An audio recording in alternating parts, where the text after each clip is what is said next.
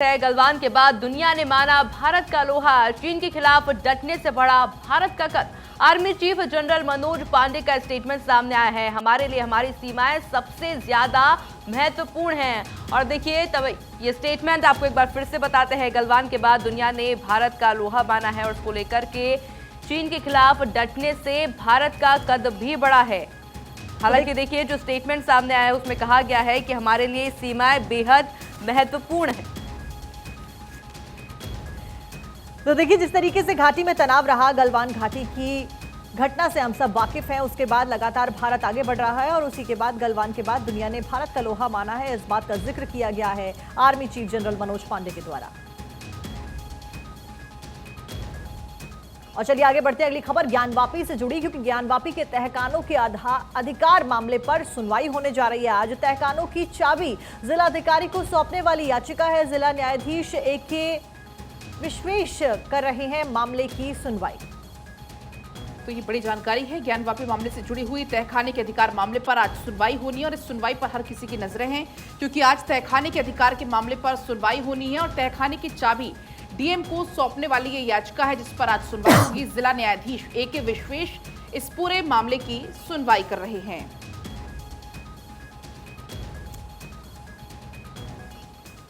और इसी बीच एक और बड़ी खबर है कि आपके पास भी 2000 के नोट है और अब तक आप बदले नहीं हैं, तो आज इसकी डेडलाइन खत्म हो रही है अक्टूबर के आखिर तक, लेकिन इस डेडलाइन को बढ़ाया जा सकता है। ये बड़ी जानकारी है। RBI अक्टूबर के आखिरी तक ये डेडलाइन को बढ़ा सकती है। 2016 में नोटबंदी के समय सरकार लाई थी 2000 रुपए के नोट और इसकी अब बदलने की आखिरी तारीख है। अगर आपके पास भी 2000 के नोट हैं और अगर आपने अब तक नहीं बदले हैं तो आप इसको जल्द से जल्द बदल दीजिए। हालांकि जानकारी तो ये भी है कि हो सकता है कि सरकार ये डेडलाइन को अक्टूबर लास्ट तक बढ़ा भी सकती है, लेकिन फिलहाल 30 सितंबर इसकी लास्ट डेट है। और देखिए इसी को लेकर लगातार अपडेट आपको बता रहे हैं कि डेडलाइन हालांकि बदल सकती है, अक्टूबर अंत तक इसको किया जा सकता है, पर फिलहाल आज तक इसकी डेडलाइन है। ऐसे में देखना होगा कि इसकी जो डेडलाइन है इसको बढ़ाया जाता है या फिर नहीं। पर आपके पास अगर 2000 के नोट है तो बदलवा जरूर लीजिए। पंजाब से अगली खबर आपको बता रहे हैं। अमृतसर में किसानों का प्रदर्शन लगातार जारी है। किसानों ने रेलवे ट्रैक पर प्रदर्शन किया है। रेल ट्रैक पर आंदोलनकारी बैठे हुए हैं। बाढ़ राहत पैकेज की मांग की जा रही है। आंदोलन की वजह से ट्रेनें रद्द हो चुकी हैं और ये तस्वीरें आप देख लीजिए। किसान जो कि इसी तरह से बैठे हुए हैं। हालांकि कई और किसान संगठन जो कि इसको समर्थन देते भी नजर आ रहे हैं। ऐसे में देखिए यातायात प्रभावित हो रहा है। जो रेल यातायात है उसमें कई ट्रेनें ऐसी है जो रद्द हो गई है, कई ट्रेन ऐसी है जिसके रूट को डाइवर्ट कर दिया गया है। वहीं लोगों को आवाजाही में परेशानी हो रही है। हालांकि देखिए मांग लगातार किसानों की तरफ से उठाई जा रही है राहत पैकेज को लेकर। और एक बार फिर से अखबारों के पन्ने पलट लेते हैं। राजस्थान पत्रिका के फ्रंट पेज की अगर बात कर लें तो यहां पर लिखा हुआ है PM मोदी का 2 अक्टूबर से तूफानी दौरा। लेकिन उसके पहले आपको बता दें 4 राज्यों में सभा तो करने वाले हैं, लेकिन उसके पहले संकल्प सप्ताह कार्यक्रम की आज से शुरुआत हो रही है। PM मोदी आज कार्यक्रम की शुरुआत करेंगे। आज सुबह 10 बजे PM मोदी इस कार्यक्रम का शुभारंभ करने वाले हैं। दिल्ली स्थित भारत मंडपम में यह कार्यक्रम होगा और 3 से 9 अक्टूबर तक संकल्प सप्ताह चलने वाला है। और इसी बीच में 4 राज्यों में PM मोदी के लगातार सभा भी होने वाली है। अलग अलग राज्यों का PM मोदी दौरा करने वाले हैं। 2 से 5 अक्टूबर के बीच राजस्थान, मध्य प्रदेश सहित 4 राज्यों में चुनावी जनसभा करेंगे। आपको बता दें 2 अक्टूबर को पहले राजस्थान जाएंगे, उसके बाद मध्य प्रदेश का दौरा प्रधानमंत्री मोदी करने वाले हैं। लेकिन अगर आज की हम बात करें, आज के कार्यक्रम की जिसका शुभारंभ 10 बजे प्रधानमंत्री मोदी करने वाले, इसमें 500 आकांक्षी ब्लॉकों में संकल्प सप्ताह मनाया जाएगा। आकांक्षी ब्लॉकों के लिए विशिष्ट कार्यक्रम का आयोजन है। जीवन की गुणवत्ता बढ़ाना कार्यक्रम का साक्षी मुख्य तौर पर उद्देश्य है। बिल्कुल पलक, और इसके साथ साथ में गवर्नेंस में सुधार करना भी कार्यक्रम का उद्देश्य रखा गया है। किस तरीके से आगे की गवर्नेंस को बेटर किया जा सके, तो आज का दिन बेहद महत्वपूर्ण हो जाता है। संकल्प सप्ताह कार्यक्रम की आज से शुरुआत होने जा रही है। भारत मंडपम जहां पर G20 का आयोजन किया गया था, वहीं से आज जो कार्यक्रम की शुरुआत होगी। आज सुबह 10 बजे का इंतजार, नजरें लगातार इस खबर के ऊपर हमारी बनी हुई है। और इसी के साथ अगली खबर आपको बता देते हैं PM मोदी से जुड़ी खबर, क्योंकि लोकप्रियता में PM मोदी फिर से टॉप पर सामने आए हैं। PM मोदी देश की जनता के फेवरेट लीडर बने हुए हैं। सबसे मोस्ट पॉपुलर लीडर के तौर पर वो सामने आए हैं। सितंबर में हासिल की है 65% आपको बता दें कि अप्रूवल रेटिंग और इसी के साथ वो नंबर 1 पे शामिल है। महानगरों में पीएम मोदी की अप्रूवल रेटिंग 58% है। वहीं महिलाओं ने पीएम मोदी के काम को सर्वाधिक रेटिंग दी। और देखिए, महिलाओं के लिए जिस तरीके से पीएम मोदी ने काम किया है, चाहे वो उज्ज्वला योजना हुई, चाहे वो बेटी बचाओ बेटी पढ़ाओ योजना हुई, या फिर अब वो महिलाओं को आरक्षण देने की बात हुई, यही कारण है कि महिलाएं भी प्रधानमंत्री नरेंद्र मोदी को नंबर 1 लीडर के तौर पर देखती हैं। ये पोल आपको बता दें कि इप्सोस इंडिया बेस ने किया है और अखबारों में भी पलक इसी पोल के बारे में जिक्र किया गया है। तो बिल्कुल एक बार फिर से प्रधानमंत्री मोदी की जो लोकप्रियता है वो टॉप पर पहुंच गई। इसी बीच एक और बड़ी जानकारी है, लॉ कमीशन की सरकार को रिपोर्ट। आपको बता दें, पॉक्सो में सहमति से संबंध की उम्र 18 हो, ये रिपोर्ट में सामने आया है। इसके साथ ही आपको बता दें कि अभिभावक हथियार की तरह कर रहे हैं इस्तेमाल। लॉ कमीशन ने सरकार को रिपोर्ट सौंप दी। आयुषी, और बिल्कुल इसी के जरिए देखिए, लॉ कमीशन ने कानून मंत्रालय को रिपोर्ट सौंप दी है। लॉ कमीशन की बैठक 27 सितंबर को हुई थी। आपसी सहमति से शारीरिक संबंध बनाने की न्यूनतम उम्र 18 साल बनाए रखने की बात इसमें कही गई। दोनों की उम्र में 3 साल या अधिक का अंतर हो, अपराध ही उसे माना जाएगा। और इसको लेकर के देखिए, तमाम अगर न्यूज़पेपर की बात की जाए तो तमाम हेडलाइंस में भी इसका जिक्र किया गया है। और इसको लेकर के देखिए, पहले भी कई बार मांग उठी थी और ऐसे में अब लॉ कमीशन ने कानून मंत्रालय को इसको लेकर के रिपोर्ट पलक सौंप दी है। आप बिल्कुल, अगर हम बात करें अमर उजाला की आयुषी, तो अमर उजाला में हेडलाइन भी दी गई है, सहमति से संबंध की उम्र में बदलाव करना उचित नहीं, विधि आयोग की तरफ से ये कहा गया है।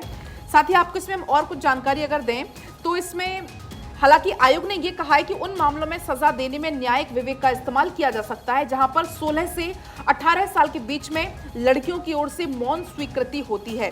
साथ ही आपको बता दें कि हाईकोर्ट ने आयु मानदंड पर भी इस दौरान विचार करने को कहा था, उसकी भी हेडलाइन यहां पर दी गई है। आपको बता दें कि 16 से 18 साल की जो आयु की जो बच्चियां हैं उनके साथ यौन कृत्यों को स्वतः रूप से अपराध की श्रेणी से बाहर नहीं किया जा सकता।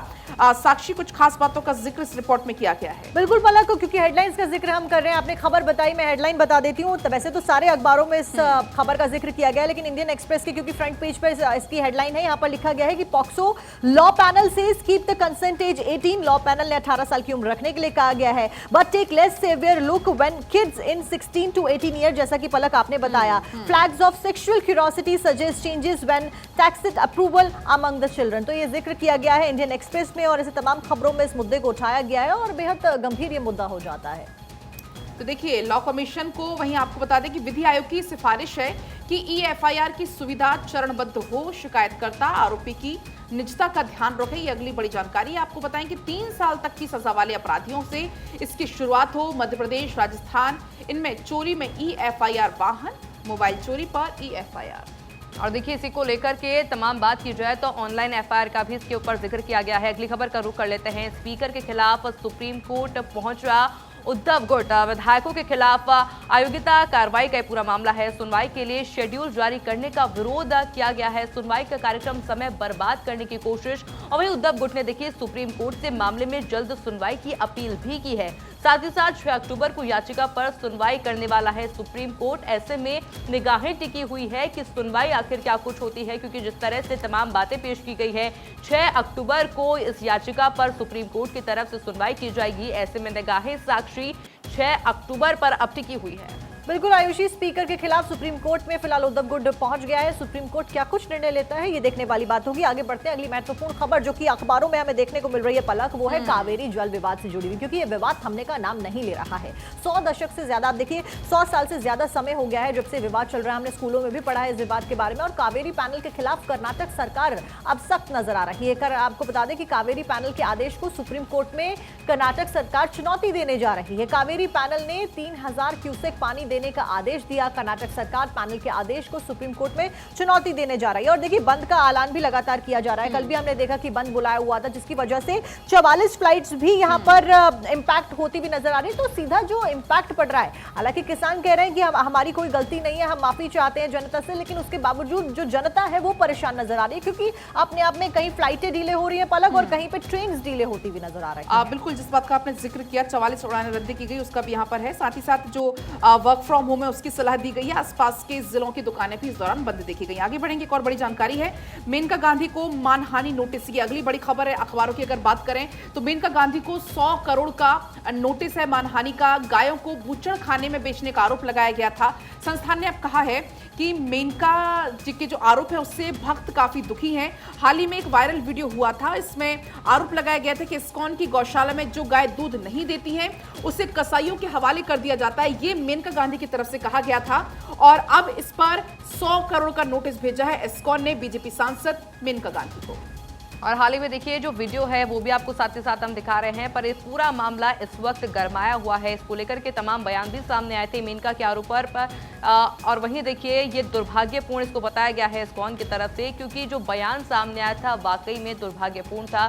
जो वीडियो इसको लेकर के वायरल हुआ था वो भी दुर्भाग्यपूर्ण था। और देखिए अगली बड़ी खबर का रुख कर लेते हैं। मणिपुर में मौन धरना प्रदर्शन जारी है। छात्रों ने तख्तियां थामी है और लिखा है इंटरनेट पर बंद इस समस्या का हल नहीं है। बीजेपी दफ्तर की सुरक्षा हालांकि बढ़ा दी गई है। बीजेपी दफ्तर की सुरक्षा में आरएएफ और सीआरपीएफ की तैनाती भी की गई है। इसके अलावा मणिपुर बीजेपी अध्यक्ष का घर टारगेट किया गया है। ऐसी दुश्मनी नहीं देखी, ये बात कही गई है शारदा देवी के द्वारा, क्योंकि मणिपुर की जो तस्वीर अभी आप देख रहे हैं यही हालात देखने को मिल रहे हैं। हालांकि जो छात्र है इंटरनेट बंद को लेकर के छात्रों का कहना है कि इस समस्या का समाधान इंटरनेट बंद करना नहीं है। हालांकि देखिए सुरक्षाकर्मी आपको नजर आ रहे होंगे, पुलिसकर्मी आपको सड़कों पर नजर आ रहे होंगे जो कि मामला शांत कराने का लगातार प्रयास कर रहे हैं। पर देखिए जो बच्चे हैं, जो छात्र हैं, तख्तियां लेकर पहुंच चुके हैं सड़कों पर जाने को। ये बच्चे मजबूर फिलहाल नजर आ रहे हैं। बिल्कुल, तो देखिए मणिपुर हिंसा की खबर, जहां पर आपको ये बता दें कि बीजेपी प्रमुख ने चिंता जताई है। मणिपुर सरकार के खिलाफ रची जा रही है साजिश, ये कहा जा रहा है जानबूझकर टारगेट किया जा रहा है और पार्टी से निकाली जा रही है दुश्मनी। हिंसा का ऐसा दौर पहले कभी नहीं देखा, तो बीजेपी लगातार ऐसे बयान देती हुई नजर आ रही है। पलक बिल्कुल, जिस तरीके से तस्वीरें भी बार बार निकलकर सामने आ रही हैं, पार्टी से दुश्मनी निकाली जा रही है, ये बयानबाजी शुरू हो गई मणिपुर हिंसा पर। जेपी नड्डा को भी चिट्ठी लिखी गई है। बीजेपी नेताओं ने जेपी नड्डा को चिट्ठी लिखी है, लेटर लिखा है। बीजेपी नेता अपनी ही सरकार पर सवाल उठा रहे हैं। सरकार काबू में, हालात पर काबू पाने में असमर्थ है, ये चिट्ठी लिखकर कहा गया, क्योंकि जो हालात बने हुए हैं काफी स्थिति तनावपूर्ण है। इम्फाल की अगर बात करें वहां भी स्थिति काफी तनावपूर्ण बनी हुई है। हालांकि कर्फ्यू में वहां पर ढील दी गई और ये तस्वीर भी यहां पर दी गई है। छात्रों से शांति बनाए रखने की अपील की जा रही है कि आप शांति बनाकर रखिए। जो वरिष्ठ अधिकारी हैं, राज्य पुलिस ने एक्स पर लिखा है कि सीएपीएफ के वरिष्ठ अधिकारियों ने बैठकर कानून व्यवस्था की स्थिति पर चर्चा की है। अधिकारियों को घायल छात्रों और सुरक्षा कर्मियों के बारे में बताया है। साथ ही ये भी जानकारी दी गई कि अधिकारियों से शांति बनाए रखना सबसे ज्यादा इस वक्त बहुत जरूरी है। एक आगे बढ़ेंगे, एक और बड़ी खबर इस बीच हम दर्शकों तक पहुंचाएंगे। भारतीय सेनाओं को और मजबूत अब करने का काम किया जा रहा है। सेना ने 400 हॉवित्जर खरीदने का प्रस्ताव रखा है। आपको बता दें रक्षा मंत्रालय को यह प्रस्ताव भेजा गया है। एयरफोर्स देगी 156 हेलीकॉप्टर्स का ऑर्डर।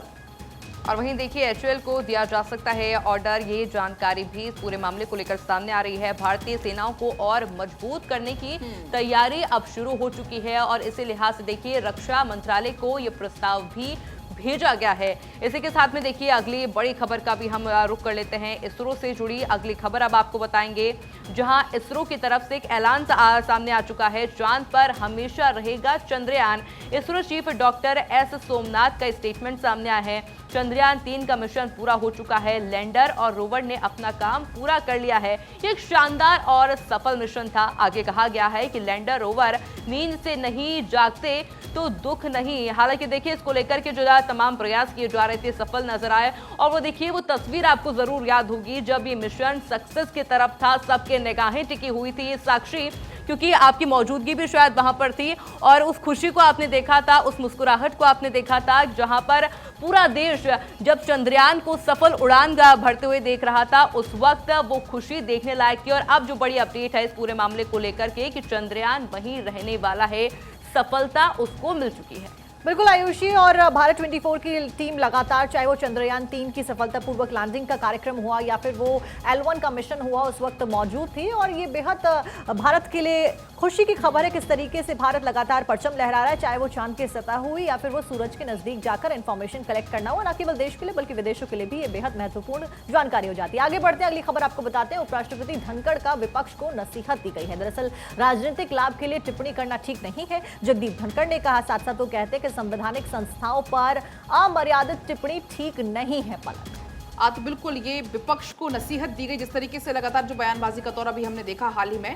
इसके बाद राजनीतिक लाभ के लिए टिप्पणी करना ठीक नहीं। उपराष्ट्रपति जगदीप धनखड़ की तरफ से विपक्ष को ये नसीहत दी गई, क्योंकि हमने देखा है जैसे जैसे अभी चुनाव और नजदीक आएंगे और इस तरीके की बयानबाजी शुरू हो जाएगी और इस पर उपराष्ट्रपति नसीहत देते हुए नजर आए कि संवैधानिक संस्थाओं पर अमर्यादित टिप्पणी ठीक नहीं है या ऐसे कोई शब्दों का इस्तेमाल करना ठीक नहीं है। आयुषी।